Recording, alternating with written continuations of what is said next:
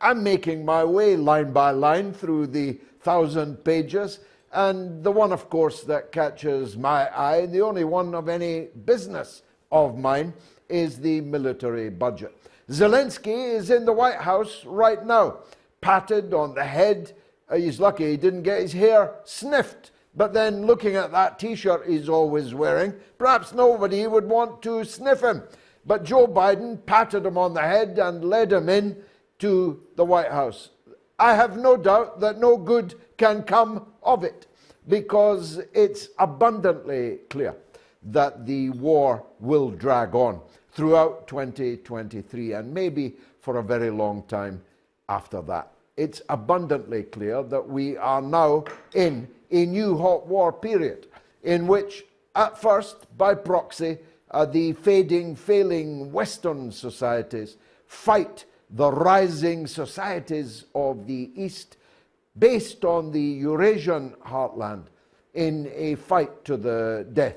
If we're not lucky, it'll be your death and mine and our children and the children they never got to have. It's a terrifyingly dangerous prospect, no doubt. Jack Kennedy knew a thing or two about the dangers of East-West nuclear war. That's why he negotiated very successfully an end to the Cuban Missile Crisis, which looked like an existential threat to the existence of the planet 60 years or more ago. Jack Kennedy has not been replaced by better presidents, and the decline is nowhere better summed up than by that picture today of Joe Biden and Zelensky on the White House steps. From Jack Kennedy to Joe Biden is a very long way.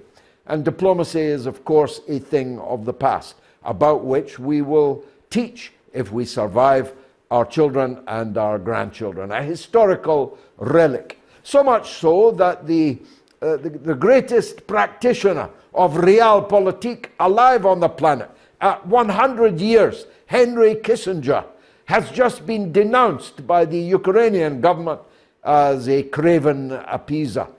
All he wanted to do was kind of avoid the destruction of the world that, as of natural consequence, he himself will soon be leaving. But the younger generation, people like Joe Biden, have no conception. Maybe he doesn't have any longer the cognitive ability to calculate what the meaning of war, all-out European and then intercontinental war, would look like. I do, alas, as a student of history and a student of war, I see flashpoints all over the globe just waiting to set the torch that will lead to the perhaps final conflagration. I see it in Kosovo right now, where the NATO protectorate, a tiny sliver of what was once the great country of Yugoslavia, which has been seized and is occupied by NATO forces, and the provocations being mounted there by the so-called Kosovan National Authority, which is in fact an Albanian satrapy of NATO. The new provocations against the Serbian people have several purposes. The first is obviously the greater Albanian revanchism, which remains virulent in that part of the world. But its main purpose from the standpoint of NATO, who are setting the fuse burning, is to cause further problems for Russia, because they know that Russia will never abandon Serbia, never has abandoned Serbia, that Russia will go to war if necessary to protect and defend Serbia. They're doing the same in Nagorno-Karabakh. Anyone who thinks that Azerbaijan just one day woke up and in a moment of madness decided to launch a war against its neighbor Armenia is a fool or a knave. Most of them, though, are just fools. They're doing it because Russia has a treaty obligation to defend the country of Armenia and will, of course, discharge that responsibility. So a war between Israel and American-backed Azerbaijan and Russian-backed Armenia is another, I don't know, another Ukraine maybe. They're setting up these fires all over the world. Taiwan is the biggest enchilada of them all. And the continued arming and encouraging of the separatist tendencies in Taiwan, despite the setback of recent elections in which the separatist party was roundly defeated, continue. Australia, New Zealand, Japan, all our old friends are together with the United States and Great Britain in a continuous naval, political, and geostrategic confrontation with the People's Republic of China. So the stage is set. Our grandchildren, if they ever exist, their children, if they ever exist, will be taught we have always been at war with Eurasia. We have always been at war with East Asia. We have always been at war with the foes that we were unable to defeat on the political and economic battlefield. The war goes on, of course, in Africa. I just found a picture, my wife found it actually, of me in Ethiopia, Eritrea in 1985 in the midst of a biblical famine in which the principal cause was war. War stoked, financed and armed by the very same people stoking, arming and financing the conflicts of today. That was 1985. Exactly the same war between exactly the same people is currently being waged in Ethiopia again. And there will be more, much more. The furnace of Libya will erupt again. The ISIS and Al-Qaeda head-chopping fanatics are busy again in Afghanistan. I told you, I warned you all that the day will come when the Taliban will be the moderates in this picture. That's right, the medieval obscurantists of the Taliban will be the moderates in the conflicts to come in Afghanistan. And so, as I'm sorry to say, so often happens, it is coming to pass. The explosion this week where 42 people were killed in a mosque in Afghanistan is merely another bagatelle in what will drag on for many decades to come.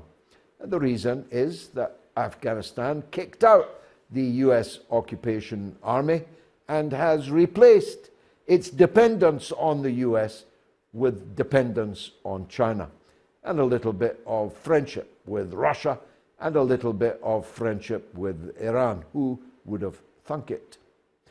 Speaking of Iran, Joe Biden is so out of control of his faculties that apparently unknowingly to a camera, he said yesterday, the Iran nuclear deal is dead, but we're not going to announce it. He didn't realize he was actually announcing it there and then to somebody who was filming him with a camera. This took place in November, actually. It's taken a while for this footage to emerge. But what does it mean that the Iran nuclear deal is dead? Well, for a start, it means that there are now no barriers or compunctions for Iran to develop a nuclear weapon. If Iran develops a nuclear weapon, so will Saudi Arabia. Then we'll have two religious theocracies with nuclear weapons pointed at each other across the Gulf. What could possibly go wrong? Well done, Joe. Another great achievement. Another lie, of course, because you ran for office on the restoration of the Iran nuclear deal. Another pre-election promise broken. Speaking of which, Boris Johnson is back in the news. That's Boris Johnson, who earned £1.1 million in speaking fees since leaving number 10 Downing Street. Nice work if you can get it. No wonder he, in the end, decided not to come back. He's in the news tonight, calling on everyone in Britain to switch off their festive lights at 8 p.m. this evening in support of the Ukraine. Yes, that's the Boris Johnson who used to ask us to go out on our doorstep at 8 p.m. and applaud, an entire nation applauding the very nurses that saved his life in St. Thomas Hospital, where my own children were born. Boris Johnson almost lost his life, he says, in that hospital. Is he supporting the nurses? No, just clapping for them back then. No clapping now, only a wage cut for them, with the full support of Boris Johnson and his friends and foes inside the Conservative Party. But it's an odd tactic, switching off your festive lights. First of all, nobody can afford festive lights. I wonder at the people that I drive past who have got festive lights. There's 2 or 3 of them round here. I wonder if they're lottery winners, or they just don't know what the electric bill for those festive lights is actually going to be. But it's only 2 or 3 of them. Festive lights are a thing of the past, Boris, thanks to you and your beloved Ukraine. Our people can't afford, never mind festive lights, our people can't afford to stay warm. It's a bit milder this evening, but in the last 7 days, where temperatures were up to 10 degrees below zero, all over this country, homeless people were freezing to death on the streets.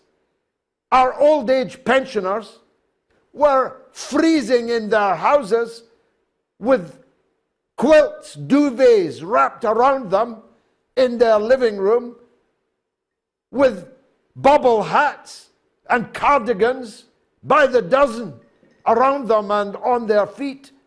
Our poor people were having to choose between heating their families and feeding their families. All thanks to you, Boris Johnson, Macron, little soldier Schulz, and all the other dwarves who are so dwarfish I don't even know their names, and neither do you. Who's the head of the Netherlands? Anybody, any idea?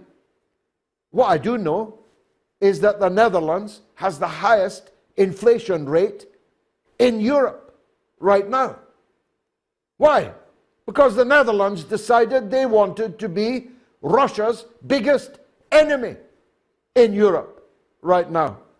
So their people are suffering an inflation rate, not of double digits, but of 20% and more. They have no oil or gas or electricity to spare. They can't afford to buy the power that they do have in supply. Why? Because this unknown dwarf that runs the Netherlands decided that he was going to make Putin suffer. But of course, Putin isn't suffering, apart from all those ailments that he's got that are going to kill him in the next 25 minutes, I think, is all the life he has left to him. He's got cancer of everywhere. He's got heart problems. He's had strokes. He's paralyzed. Have you not seen the pictures of his left arm? He's limping. Look, as he goes across the floor to meet Lukashenko. All these sheep out there that buy all this stuff, all these sheep that are remaining shivering, hungry, unemployed, poor in their houses, while their own governments destroy their own economies, not for the first time either over the last couple of years. First it was COVID, then it was Ukraine. Next it will be Taiwan. The next thing. The sheep follow the sheepdog. One sheepdog is all that is required to herd a vast flock of sheep onto the trucks on the way to the slaughterhouse. It's a dismal picture, to be sure, but not as dismal as the picture in the Ukraine itself. Ukraine is winning, don't you know? 80% of Kiev has no water. 80% of Kiev has no electricity. 25% of the people of the entire Ukraine have no electricity. Every day, all day, their electricity and energy infrastructure is systematically destroyed, and the missiles coming in to do it cannot be defended against.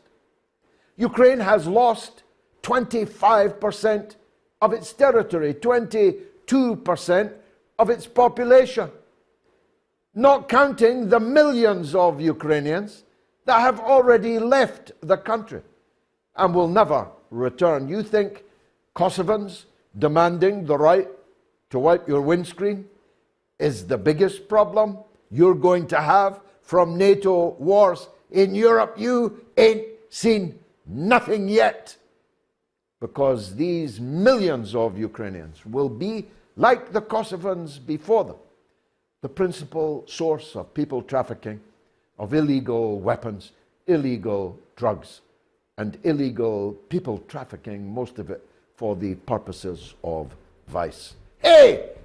Merry Christmas!